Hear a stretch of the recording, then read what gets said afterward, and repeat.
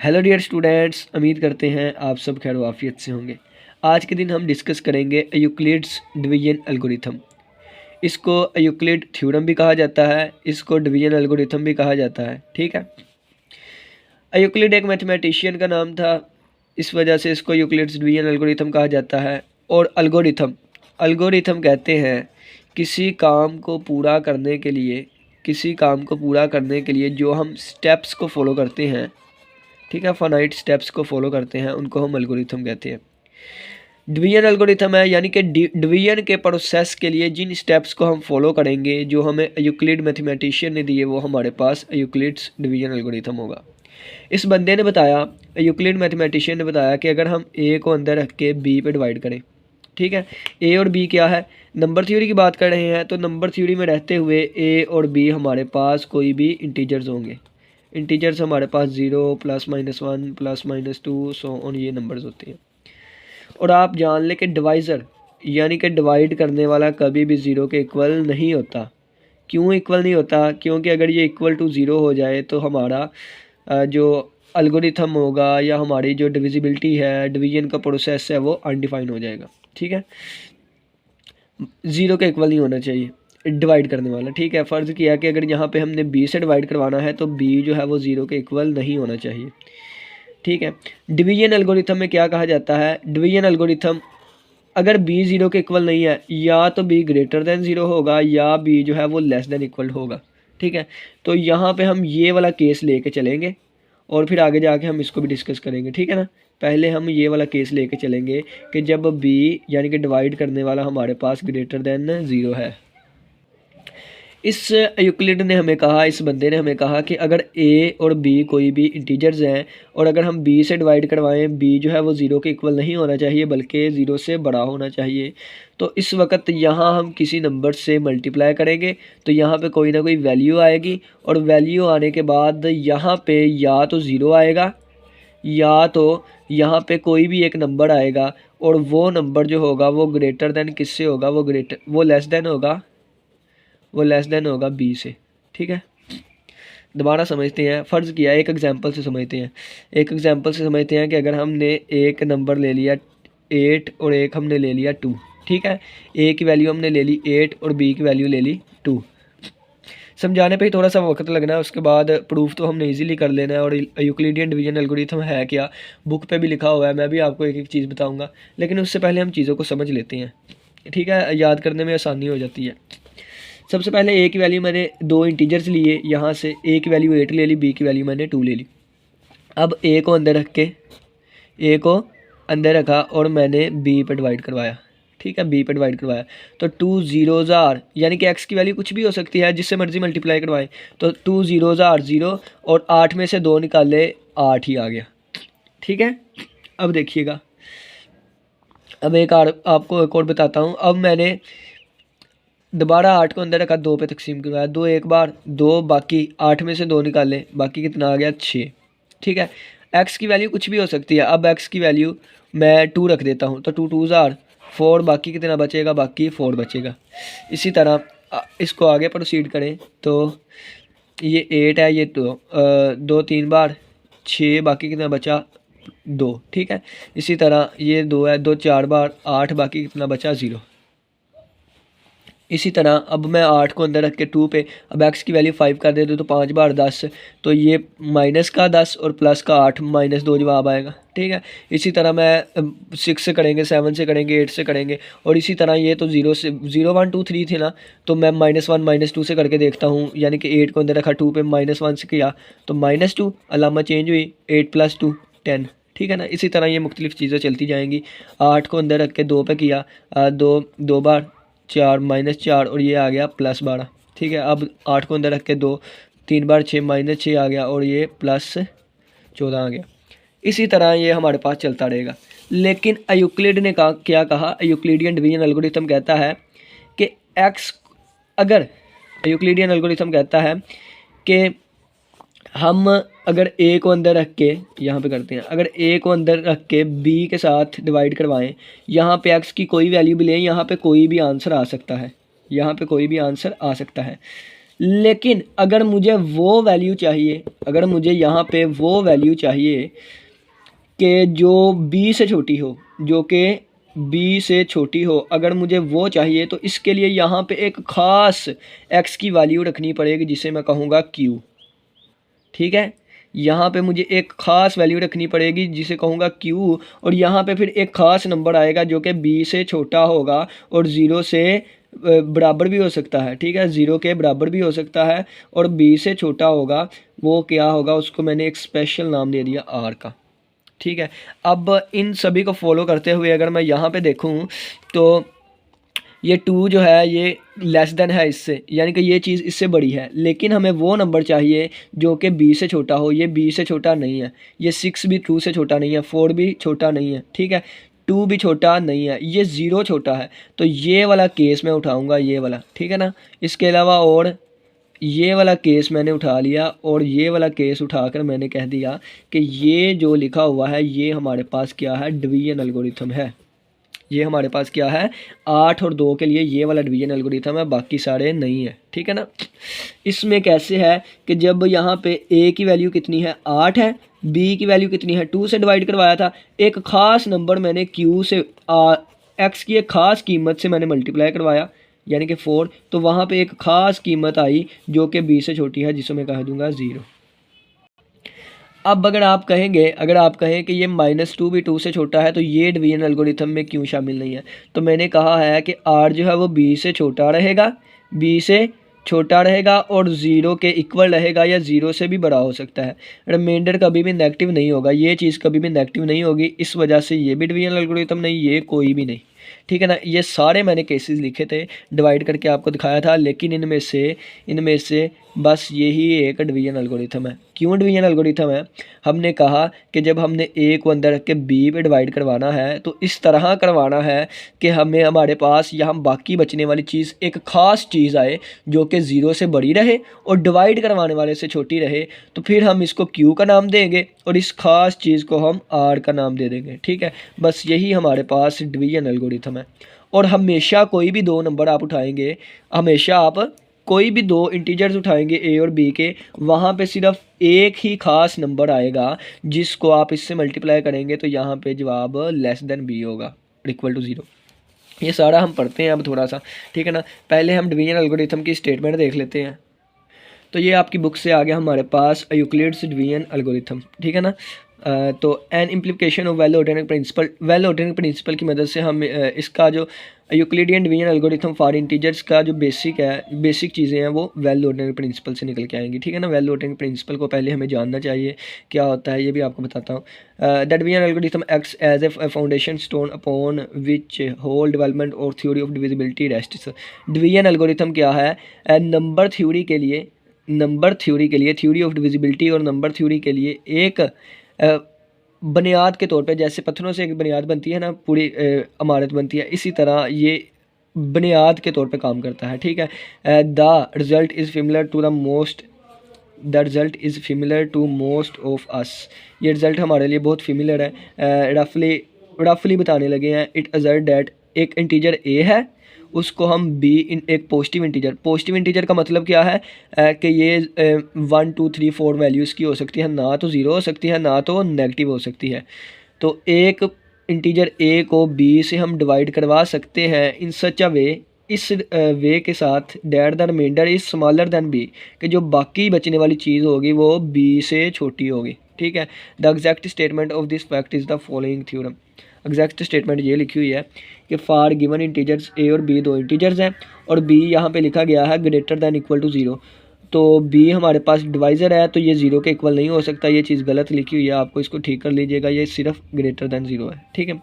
There exist, वहाँ पे exist करेंगे unique integers q and r, कि हम यूनिक इंटीजर्स आएंगे कि अगर b को हम q से मल्टीप्लाई करें और इसको a में से निकालें तो हमारे पास एक ख़ास चीज़ बचती है जिसको हम r का नाम देंगे और ये यूनिक इंटीजर्स होंगे।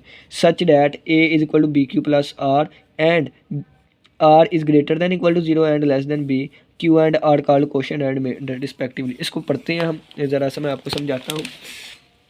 कहा गया है कि a और b स्टेटमेंट आपने देख ली पेपर में कैसे लिख के आनी है, बता देता हूँ, समझा देता हूँ। ए बी कोई भी इंटीजर से बिलोंग करते हैं। अगर हमने बी से डिवाइड करवाना है तो बी ग्रेटर दैन 0 होना चाहिए, ठीक है। लेस देन भी हो सकता है, वो केस हम बाद में देखेंगे। ग्रेटर दैन 0 होना चाहिए, ठीक है। अगर ग्रेटर दैन 0 है तो ए को अंदर रख के बी डिवाइड करवाया तो बाकी बचने वाली जो चीज़ होगी, फ़र्ज़ किया रिमाइंडर, इसका आंसर 0 भी आ सकता है, इसका आंसर 0 भी आ सकता है और इसका आंसर ग्रेटर दैन 0 भी आ सकता है। इसका आंसर कभी भी लेस देन नहीं आएगा, ठीक है। और ये चीज़ किस वक्त आई, जब हमने बी को एक ख़ास नंबर क्यू से मल्टीप्लाई करवाया, ठीक है। इसको हम कैसे लिखते हैं, इसको अगर हमने लिखना हो तो हम लिखते हैं a is equal to b multiply by q और प्लस रिमाइंडर आर, ठीक है ना। और इसमें कंडीशंस आ जाती हैं कि ये जो आर है ये 0 के इक्वल भी हो सकता है और 0 से ग्रेटर भी हो सकता है, और आर जो है वो बी से छोटा होना चाहिए, ठीक है। ये वाली कंडीशन है। अब देखता हूँ, बताता हूँ आपको कि इस फॉर्म में कैसे लिखते हैं। जब हमने 8 को 2 से मल्टीप्लाई करवाया था, 2 4 बार 8, बाकी बचा 0, तो हम इसको कैसे लिखेंगे। 8 बराबर है 2 ज़रबे 4, 2 ज़रबे 4, ठीक है, और जमा 0 रिमाइंडर। इसी तरह अगर मैं 9 को रख के अंदर 2 पे तकसीम करवाऊँ, 2 और 4 बार 8, बाकी बचने वाली चीज़ 1 है, तो मैं इसको लिखूँगा 9 ज़रबे 2 से तकसीम करवाया, इसको 4 से मल्टीप्लाई करवाया और प्लस रिमाइंडर। और अगर यहाँ पे आप देखें तो रिमाइंडर जो है वो 0 से बड़ा है, यानी कि 1 आया ना रिमाइंडर, 1 0 से बड़ा है और ये छोटा किससे है, इससे 2 से है। कंडीशन सेटिस्फाई हो गई, इसका मतलब ये डिवीजन एल्गोरिथम है, ठीक है। इसी तरह अगर मैं ये वाला केस उठा लेता, ये वाला, अब हमने चेक करना हो ये डिवीजन एल्गोरिथम है कि नहीं। तो अगर मैं 8 को अंदर रख के 2 पे तकसीम करवाऊँ तो 3 बार 6, बाकी बचने वाली चीज़ 2 आ गई, तो इसको मैं लिखूँगा 8 बराबर है 2 ज़रबे 3 और जमा रिमाइंडर। अब यहाँ पे अगर मैं कंडीशन लगाऊँ तो रिमाइंडर जो है वो, रिमाइंडर की वैल्यू 2 है, ये बड़ी होनी चाहिए 0 से, बड़ी है, और लेस देन होनी चाहिए बी से, लेकिन 2 जो है वो 2 से ग्रेटर देन या लेस देन नहीं होता, ये चीज़ गलत है। इस वजह से ये हमारे पास डिवीजन एल्गोरिथम नहीं है। डिवीजन एल्गोरिथम वही होगा, ए को अंदर रख के बी पे डिवाइड करवाया और कोशेंट से मल्टीप्लाई किया तो वहाँ पे एक रिमाइंडर आए, और रिमाइंडर 0 के बराबर भी हो सकता है, 0 से बड़ा भी हो सकता है, और जो भी रिमाइंडर आएगा वो डिवाइड करने वाले से छोटा होना चाहिए, ठीक है। अब इसका हम प्रूफ देखते हैं। बस प्रूफ में आप ये याद रखिए, बस प्रूव करने के लिए आपने सिर्फ़ और सिर्फ यही याद चीज़ रखनी है कि अगर हमने ए को अंदर रख के बी पे डिवाइड करवाया है तो वहाँ पे हमें एक ऐसा रिमाइंडर चाहिए जो कि 0 के बराबर हो और 0 से बड़ा हो और लेस देन किससे हो, बी से, ठीक है। और ये चीज़ लाने के लिए हमें इसको एक ख़ास नंबर से मल्टीप्लाई करना चाहिए, यानी कि एक्स की कीमत एक ख़ास नंबर रखनी चाहिए और उसको हम कोशेंट कहेंगे, ठीक है ना। तो इसको हम प्रूव करते हैं बाय वेल ऑर्डरिंग प्रिंसिपल। वो क्या होता है वो भी हम डिस्कस करते हैं। तो यहाँ पे सबसे पहले हम वेल ऑर्डरिंग प्रिंसिपल को देख लेते हैं। सबसे पहला लेक्चर हमारे पास वेल ऑर्डरिंग प्रिंसिपल का था, ठीक है। WOP पूरा नाम क्या है, वेल ऑर्डरिंग प्रिंसिपल, ठीक है। वेल ऑर्डरिंग प्रिंसिपल की सिर्फ दो ही चीज़ें होती हैं इसमें, नंबर 1 और नंबर 2, ठीक है। वेल ऑर्डरिंग प्रिंसिपल ना एक सेट के ऊपर डिफाइन किया जाता है, एक सेट के ऊपर लगाया जाता है, ठीक है। आपने कोई भी एक सेट ले लिया, फ़र्ज़ किया उसका नाम S रख दिया, तो पहली कंडीशन कहती है कि सेट जो S है वो नॉन एम्प्टी होना चाहिए, नॉन एम्प्टी, ठीक है। और दूसरी कंडीशन कहती है कि अगर सेट नॉन एम्प्टी है तो वहाँ एक स्मॉलेस्ट एलिमेंट आना चाहिए, लीस्ट एलिमेंट, ठीक है। एग्जांपल देता हूँ मैं आपको। एग्जांपल ये है कि फ़र्ज़ किया कि मैंने एक सेट ले लिया जिसमें मेरे पास अगर मैं आपको कहूँ कि x is equal to 2 3 4 5, x की ये वैल्यूज़ पुट कर सकते हैं, x की ये वैल्यूज़ पुट कर सकते हैं, और यहाँ पे मैं फार्मूला डिफ़ाइन कर दूँ और यहाँ पे 5x का, ठीक है। और यहाँ पे मैंने एक फार्मूला डिफाइन कर दिया x वाला, ये तो ऐसे सेट है हमारे पास। क्या आएगा, यहाँ से वैल्यू पुट करेंगे, जो जो एलिमेंट आएंगे वो एस के होंगे। पहली बात तो ये है कि x की कोई ना कोई वैल्यूज़ होंगी, अगर वैल्यूज़ होंगी तो पहली कंडीशन सेटिस्फाई हो जाएगी कि सेट नॉन एम्प्टी है, यानी कि 2 पुट किया तो आंसर आ गया 10, 3 पुट किया आंसर आ गया 15, 4 पुट किया आंसर आ गया 20, 5 पुट किया तो आंसर आ गया 25। तो सेट नॉन एम्प्टी है, पहली कंडीशन दुरुस्त हो गई। दूसरी कंडीशन कहती है हमारे पास एक लीस्ट एलिमेंट हो, तो इनमें से सबसे छोटा एलिमेंट कितना है, 10 है, ठीक है। यही बस है। और अब हम डिवीजन एल्गोरिथम को कैसे प्रूव करेंगे? हम इस तरह प्रूव करेंगे कि x की कौन सी वैल्यू पुट करने पे हमारा सबसे छोटा एलिमेंट आया, तो x की वैल्यू 2 पुट करने पे हमारे पास सबसे लीस्ट एलिमेंट आया, तो 2 को मैं एक ख़ास नाम दे दूँगा। इसी तरह जब हम डिवीजन एल्गोरिथम का प्रूफ करेंगे तो वहाँ पे भी हम x को एक ख़ास नाम दे देंगे जिसको हम q कहेंगे, ठीक है ना। तो इसी तरीके से हम डिवीजन एल्गोरिथम को प्रूव करते हैं। मुख्तलिफ मेथड्स थे इसको प्रूव करने के, ठीक है ना, मुख्तलिफ तरह से इसको प्रूव किया जा सकता था, लेकिन जैसा कि जो आपके पास बुक है और आपने बुक वाला मेथड ही करना है तो मैं बुक को ही फॉलो करवाऊँगा, ठीक है ना। पेपर में कैसे लिखना है, बुक के ऊपर एक एक स्टेप सोल्व है, लेकिन उन स्टेप को समझाना वो मेरा काम है। तो चलिए आइए हम स्टार्ट करते हैं। देखें कि मैंने प्रूव क्या करवाना है, यही हमारे पास डिवीजन एल्गोरिथम था कि a is equal to b q plus r, a को अंदर रख के b पे डिवाइड करवाया, ठीक है ना। तो इस तरह की कंडीशन यानी कि r greater than equal to 0 less than b होगा, वहाँ पे एक क्वेश्चन आएगा, ठीक है ना, या किसी खास क्वेश्चन से मल्टीप्लाई करें तो वहाँ पे एक ऐसा r भी आता है जो कि ग्रेटर दैन 0 होता है और लेस दैन b होता है, ठीक है। ये चीज़ मैंने प्रूव करवानी है। तो ये दो चीज़ें हैं, एक चीज़ ये मैंने प्रूव करवानी है, एक चीज़ मैंने ये प्रूव करवानी है। और आपको बताया कि इसको मैं कैसे प्रूव करूँगा, वेल ऑर्डिनरी प्रिंसिपल के ज़रिए।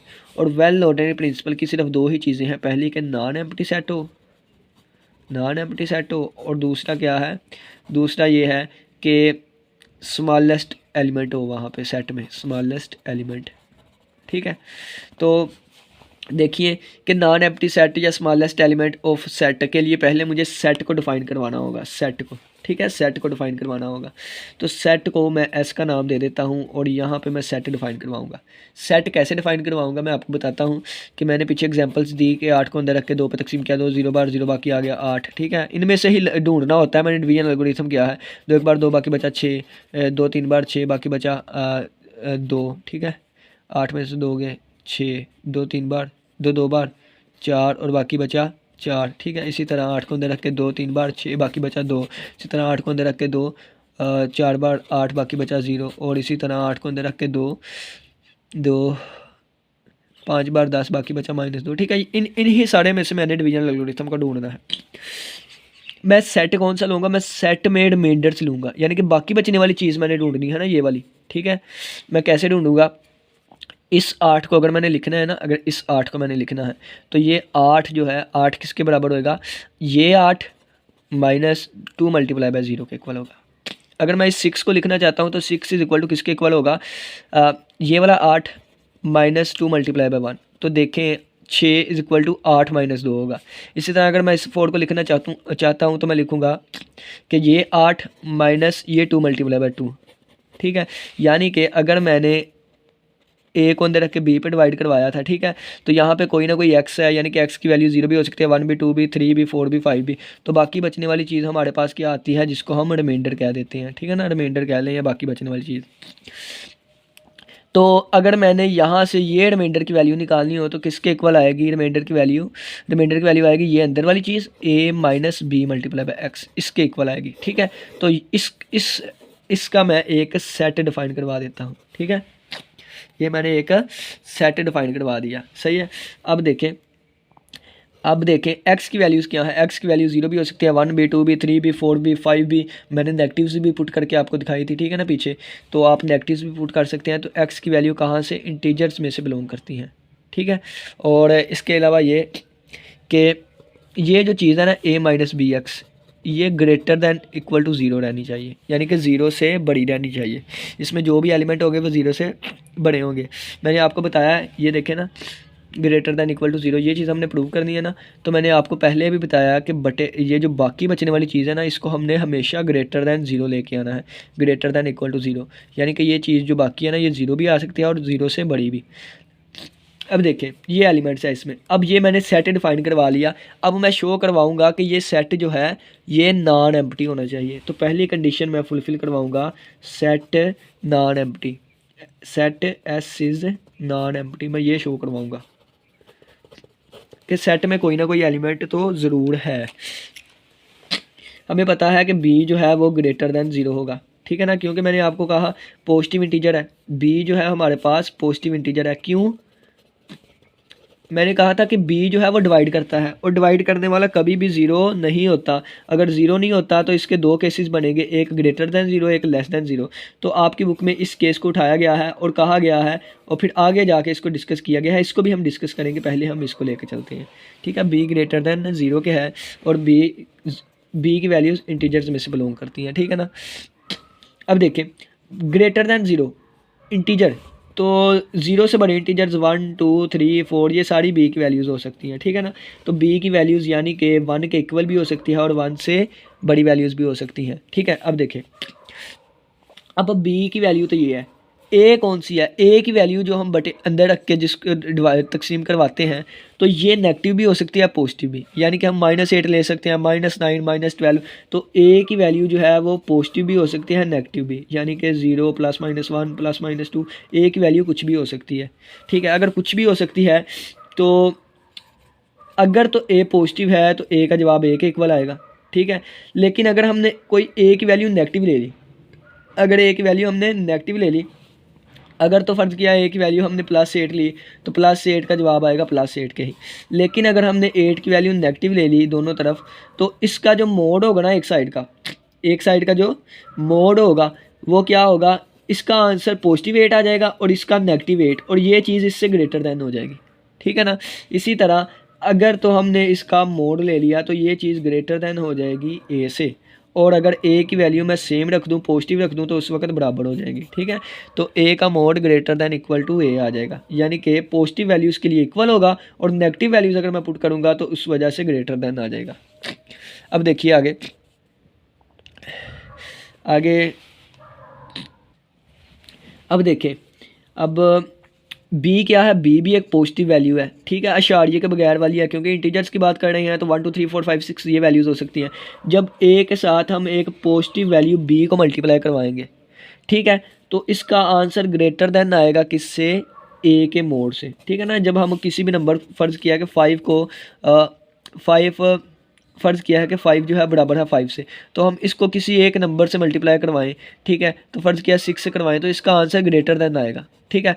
और अगर बी की वैल्यू 1 हुई तो फिर आंसर इक्वल टू आएगा। और ये वाली चीज़ आपको पता है कि नेगेटिव वाली वैल्यू से ग्रेटर देन ही होती है। ठीक है ना, नेगेटिव वाली वैल्यू से ग्रेटर देन ही होती है। अब देखिए, अगर ए की वैल्यू 0 होगी तो फिर ये बराबर हो जाएंगे। ठीक है ना, क्योंकि नेगेटिव 0 और पॉजिटिव 0 आपस में बराबर ही होते हैं। ठीक हो गया, इस कंडीशन का भी पता चल गया। अब नेक्स्ट देखें, इसको और इसको पकड़ लेंगे, यानी कि ए और b greater than equal to है -a के। अब ये इधर आके प्लस हो जाएगा, तो ए का mod b plus a greater than equal to है किससे, 0 से। ठीक हो गया। अब इसको मैं ऐसे भी लिख सकता हूँ, ये चीज़ पहले लिख ली, a प्लस ए का मोड और b ग्रेटर दैन है इक्वल टू 0 के। ठीक है ना। अब देखें, यानी कि 5 + 3 greater than equal to greater than है 0 से, तो 3 + 5 भी ग्रेटर दैन 0। इसी तरह इस चीज़ को पहले लिख लिया, इसको बाद में। अब देखें यहाँ से कि अब यहाँ से मैं यहाँ पे नेगेटिव साइन लगा देता हूँ और माइनस नेगेटिव से मल्टीप्लाई कर दिया दोनों को। ठीक है। अब क्यों किया इसका मैं आपको आगे बताता हूँ। ठीक है। अब देखें, अगर ये चीज़ देखें, इसको फॉलो करें, इसको फॉलो करें, मैंने नेगेटिव से क्यों मल्टीप्लाई करवाया, क्योंकि मुझे मेरे सेट में कौन से एलिमेंट थे, a - bx वाले, तो a - bx वाला एलिमेंट मुझे चाहिए था, लेकिन यहाँ पे प्लस था, तो मैंने यहाँ माइनस बनाने के लिए मैंने ये चीज़ माइनस वाले साथ मल्टीप्लाई करवा दी। ठीक है। इसको मैं a - xb भी लिख सकता हूँ। ठीक है। तो यहाँ से अगर आप देखें तो a की जगह a, माइनस की जगह माइनस, b की जगह b, और इस x की जगह क्या आ गया, इस x की जगह आ गया है -√a। ठीक है। तो x की वैल्यू, इस वैल्यू के लिए हमारा आंसर आ गया ये वाला। ठीक है। यानी कि इस सेट में ये वाला एलिमेंट होगा लाजमी, और ये element greater than equal to किसके है, 0 के। ठीक है। तो इससे हमें पता चला कि a प्लस ये वाला मोड बी जो है वो ग्रेटर दैन 0, ये एलिमेंट किसका है, ये बिलोंग करता है सेट में से। इसका मतलब है कि सेट जो है हमारे पास एम्प्टी नहीं है, खाली नहीं है, क्योंकि ये एलिमेंट सेट से बिलोंग करता है। अगर बिलोंग करता है तो सेट खाली रहा ही नहीं। ठीक है ना। ये सेट में एलिमेंट है और एक एलिमेंट हमें मिल गया, तो आप इसके आगे लिख दे 100 एस जो है वो खाली सेट नहीं है। ठीक है ना, खाली सेट नहीं है। अब दूसरी कंडीशन वेल ऑर्डिनरी प्रिंसिपल की कहती है कि वहाँ पे एस हैज़, एस हैज़ या एस कंटेन्स, एस में आना चाहिए एक स्मॉलेस्ट इंटीजर, स्मॉलेस्ट इंटीजर आना चाहिए। ठीक है, अब ये हम वेल लोडिंग प्रिंसिपल को हम यूज़ करते हुए इसको करेंगे कि अब देखें, अब ये है कि ये वाली जो चीज़ है, ये वाली चीज़ मैंने कहा था ज़ीरो से बड़ी रहनी चाहिए। ठीक है ना, ज़ीरो से बड़ी रहनी चाहिए, यानी कि ये देखें ना कि a माइनस बी एक्स ये वाले एलिमेंट है जो कि ज़ीरो के बराबर रहें या ज़ीरो से बड़े रहें, ज़ीरो से बराबर या ज़ीरो से बड़े। तो अगर मैं कहूँ एक चीज़ ज़ीरो के बराबर भी है, ज़ीरो से बड़ी भी है, तो इसमें से सबसे लीस्ट एलिमेंट कौन सा होगा? ज़ीरो वाला। अगर एक चीज़ ज़ीरो के बराबर भी है और ज़ीरो से बड़ी भी है, तो ज़ीरो से बड़ी, मसलन कि ज़ीरो सबसे छोटा उनमें। ठीक है, तो अगर तो एक एलिमेंट ज़ीरो वहाँ पे सेट में हुआ तो ज़ीरो हमारे पास लीस्ट एलिमेंट आ जाएगा, लीस्ट एलिमेंट कह लें या लीस्ट इंटीजर आ जाएगा। और लेकिन अगर सेट में हमारे पास ज़ीरो नहीं हुआ तो उस वक्त लीस्ट एलिमेंट कौन सा होगा, मैं आपको बताता हूँ कि एलिमेंट कौन से हैं सेट में, a माइनस बी एक्स वाले एलिमेंट है ना। तो मैं कहूँगा कि जब मैंने x की जगह q रखा तो वहाँ पे एक लीस्ट एलिमेंट आ जाएगा जिसको मैं नाम क्या दूंगा, r का। जब x की वैल्यू मैं q रखूँगा उस वक्त इसका जो भी आंसर बनेगा वो लीस्ट एलिमेंट बनेगा, यानी कि a माइनस बी क्यू ये लीस्ट एलिमेंट आ जाएगा। वेल लोडिंग प्रिंसिपल के जरिए लीस्ट एलिमेंट आ जाएगा जिसको मैंने r का नाम दे दिया। ठीक है, और ये r a minus b q किसका जवाब आया, a minus b q a minus b x का जवाब आया, और ये ग्रेटर दैन ज़ीरो था। इसका मतलब r बराबर a माइनस बी क्यू, ये भी greater than equal to zero होगा। ठीक है ना, ग्रेटर दैन ज़ीरो होगा, ये ग्रेटर दैन ज़ीरो होगा, ग्रेटर दैन ज़ीरो कह लें। r की वैल्यू ज़ीरो भी हो सकती है, अगर ज़ीरो है तो वो लीस्ट एलिमेंट है, और अगर ज़ीरो नहीं है तो ज़ीरो कब होगी, जब हम x की जगह एक खास एलिमेंट q पुट करेंगे, उस वक्त ग्रेटर दैन ज़ीरो होगी। ठीक है ना, तो r की वैल्यू हमारे पास greater than equal to zero होती है, और यही r के बराबर है, तो आप कह लें a minus b q greater than equal to zero. ठीक है, यहाँ तक पता लग गया। अब देखें r किसके बराबर है, a माइनस बी क्यू हमारे पास आ गया। तो यहाँ से हम क्या करेंगे कि इसको उधर लेके जाएंगे, यानी कि इसको ऐसे भी लिख सकते हैं a minus b q is equal to r. तो इसको उधर जाके पॉजिटिव कर दिया तो a is equal to b q plus r. तो ये हमारे पास चीज़ हमारी प्रूव हो गई। ठीक है, कि जब हमने r लेके आना है, जब हमने क्यू पुट किया तो उस वक्त रिमाइंडर हमारे पास क्या आएगा, रिमाइंडर ऐसी चीज़ आएगी जो कि लीस्ट एलिमेंट होगा। ठीक है ना, यहाँ तक पता लग गया। अब देखें ये हमारा प्रूव हो गया। अब प्रूव करने वाली चीज़ ये वाली रह जाती है कि जब r greater than equal to zero और लेस दैन b, यानी कि अब हमने प्रूव क्या करना है, r जो है वो greater than equal to zero और लेस दैन b। अब ये चीज़ देखें तो r की वैल्यू क्या है, a माइनस बी क्यू।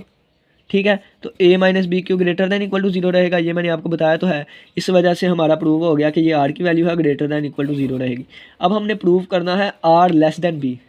ठीक है, r लेस देन b है, ये चीज़ हमने प्रूव करनी है। तो हम क्या करेंगे, इसको कंट्राडिक्शन से प्रूव करेंगे, कंट्रेरी लेके चलेंगे, यानी कि हम लेके चलेंगे r is greater than equal to b, यानी कि ये चीज़ हमने सही साबित करवानी है। तो इसका मतलब ये चीज़ गलत होगी, तो ये चीज़ सही साबित करवाने के लिए हम गलत चीज़ को प्रूव लेके चलेंगे। आगे जाके रिजल्ट कोई गलत बन जाएगा तो हम कहेंगे ये रिजल्ट तो गलत बन रहा है, तो इसका मतलब ये चीज़ गलत है, ये इसके उलट ठीक है। ठीक है ना, इसको कहते हैं कॉन्ट्राडिक्शन से प्रूव करना। तो हम इस तरह ही प्रूव करते हैं।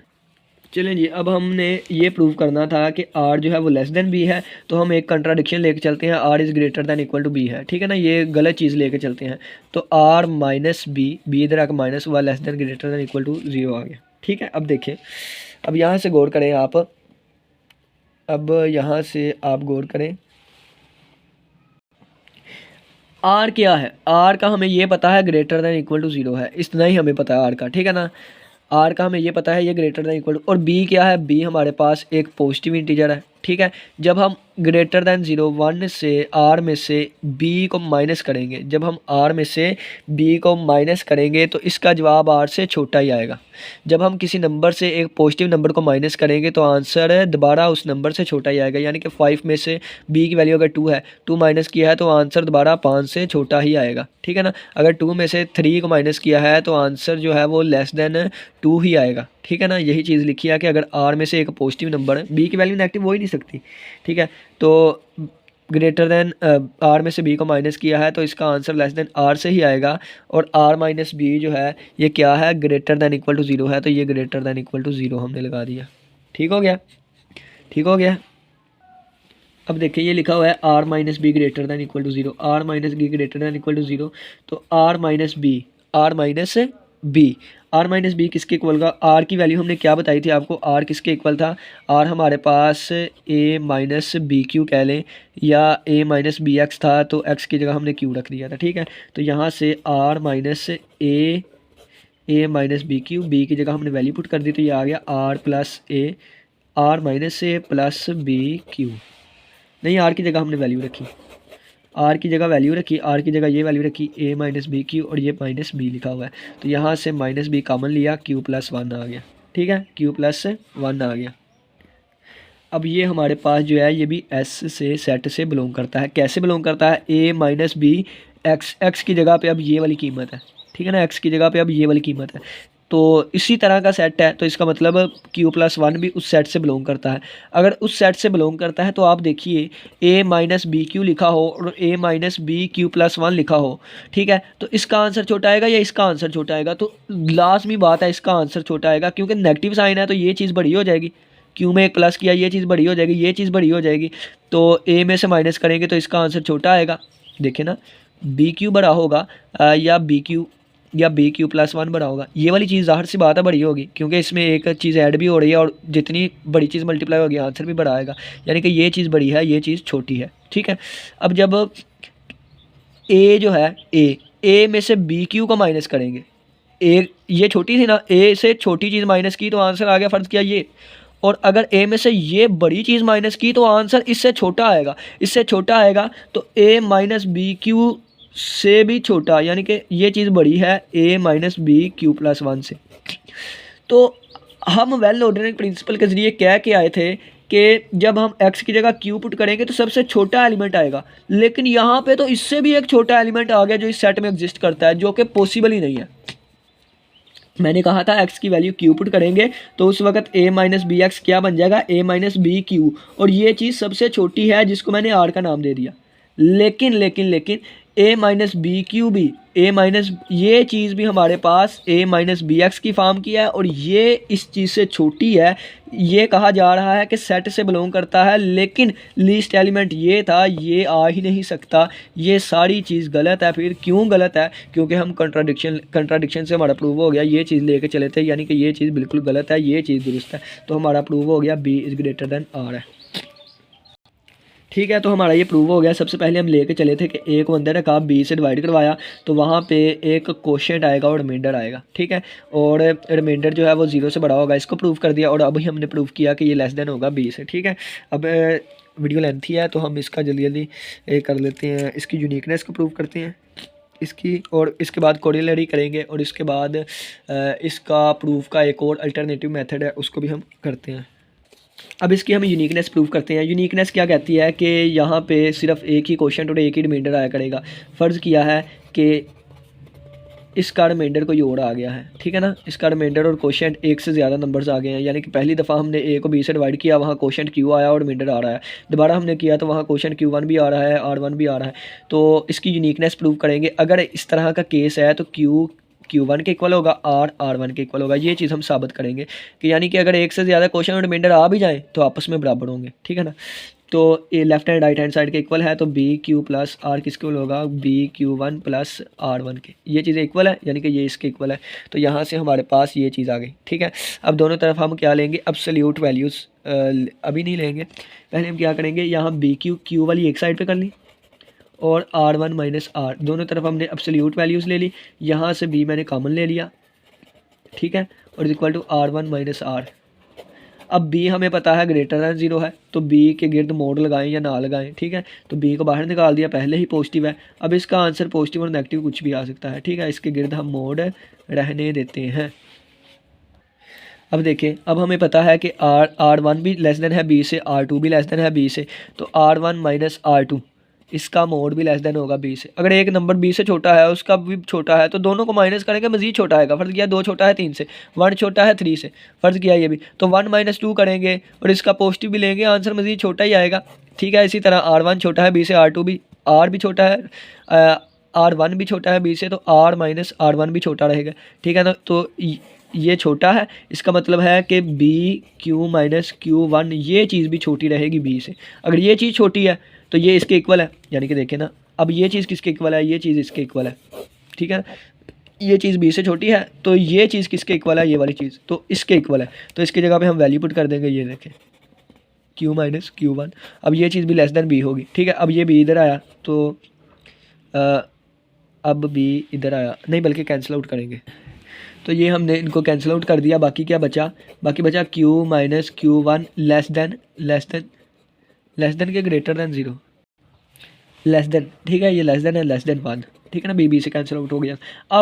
अब इसका आंसर नंबर 3 की बात करें, इंटीजर ही आएगा। तो 1 से छोटा इंटीजर कितना होता है, 0, ठीक है। और ये मोड हमें क्या बता रहा है, मोड बता रहा है कि इसका आंसर पॉजिटिव ही रहेगा, इसका आंसर पॉजिटिव ही रहेगा।